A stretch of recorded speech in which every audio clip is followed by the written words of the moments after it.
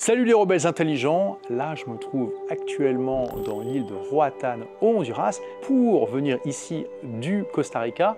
J'ai fait une petite escale à El Salvador et El Salvador vous connaissez peut-être pas, c'est un petit pays d'Amérique centrale qui est connu pour être le premier pays au monde à avoir mis le Bitcoin comme monnaie officielle. Je ne suis pas resté longtemps, mais je me suis mis en quête de trouver un commerce, un business qui acceptait des Bitcoins. Alors est-ce que j'en ai trouvé ou pas? On va voir ça.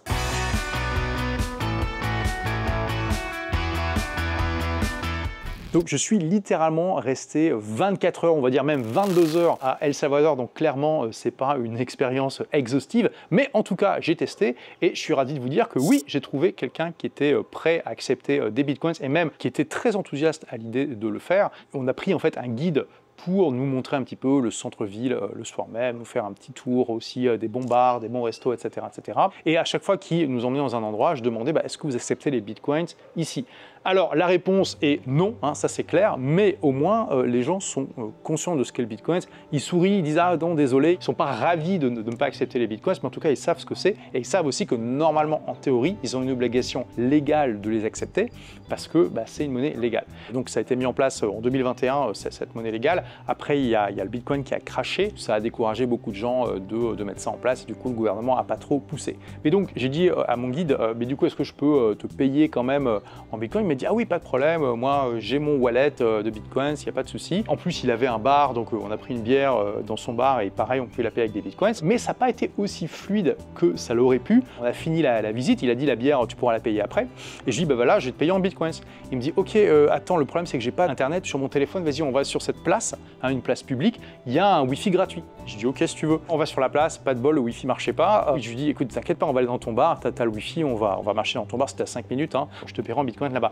Mais je lui dis sur la route, mais si tu permets que je te demande, pourquoi tu n'as pas Internet sur ton téléphone? Il dit, ah mais c'est parce que c'est trop cher, ça coûte 1 $ par jour pour avoir Internet sur son téléphone, donc 30 $ par mois, et il faut savoir que le salaire minimum là-bas, c'est 200 $. Alors c'est pas le salaire moyen, mais le salaire moyen à El Salvador, je ne l'ai pas vérifié, mais clairement il n'est pas très élevé, donc pour beaucoup de gens, c'est trop cher en fait. On voit une certaine contradiction entre la volonté de faire du Bitcoin une monnaie qui soit vraiment utilisée dans la population, et puis clairement, c'est un énorme frein du fait que les gens puissent pas avoir Internet en permanence sur leur téléphone parce que c'est trop cher. Si vous n'avez pas Internet, le Bitcoin ne fonctionne pas.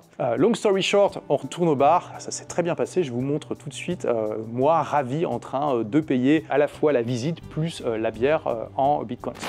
Now I can scan. Look. See? It's okay, bro. Wow, that's the future. This is the future, man. Yeah. Hey, thank you so much. It was a pleasure for me. Thank you, man. And it was a good day today. Have a good one and enjoy my city.